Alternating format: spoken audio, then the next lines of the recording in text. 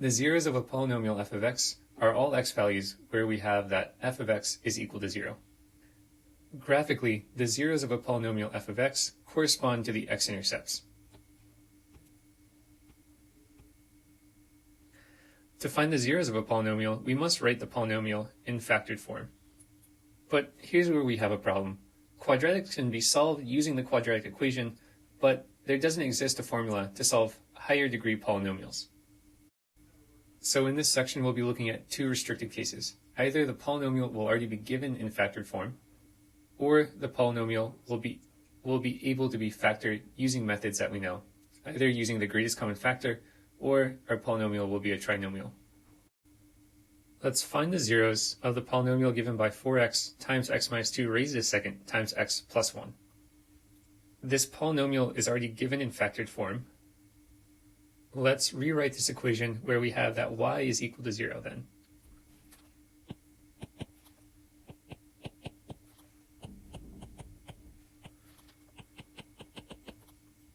The next step that we want to do is we want to set each of these factors equal to 0, where the factors are given by 4x and x minus 2 raised to the second and an x plus 1. This gives us the following three equations. Either 0 is equal to 4x, 0 is equal to an x minus 2 raised to the second, or 0 is equal to an x plus 1. When 0 is equal to 4x, this is the same thing as saying x is equal to 0. When 0 is equal to an x minus 2 squared, this is the same thing as saying that this is equal to an x minus 2 times an x minus 2.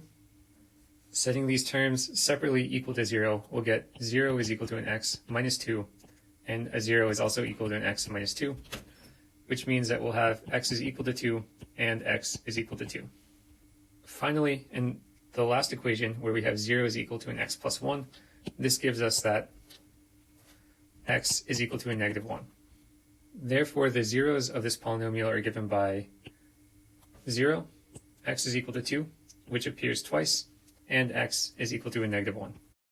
In the previous problem, we saw that the zeros of the polynomial 4x times x minus 2 raised to the second times x plus 1 were given by 0, 2, 2, and a negative 1. The number of times a 0 appears is called the multiplicity of a 0.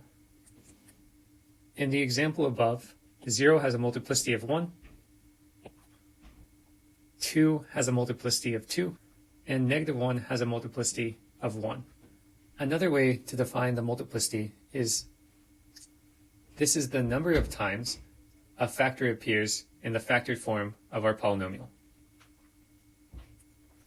Therefore, another way to find multiplicity is just looking at the power of each factor. Let's find the zeros and their multiplicity for the polynomial x cubed plus 6x squared minus 7x. Again, to find the zeros of this polynomial, we're going to set y is equal to 0.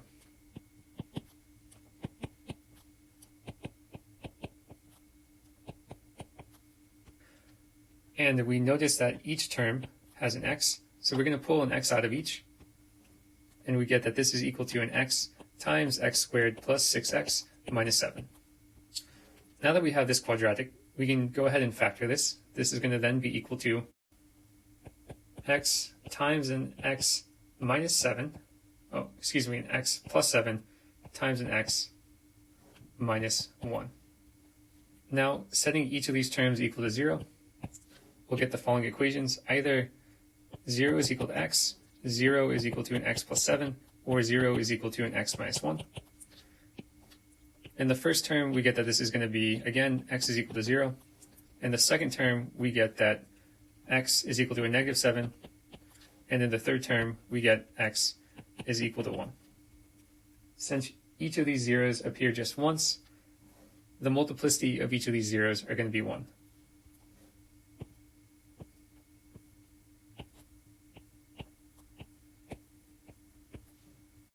Let's try one more. Again, we want to find the zeros and their multiplicity for the following the following polynomial, which is given by an x to the 6th minus 2x to the 4th minus 3x squared. Again, we want to set this polynomial equal to 0.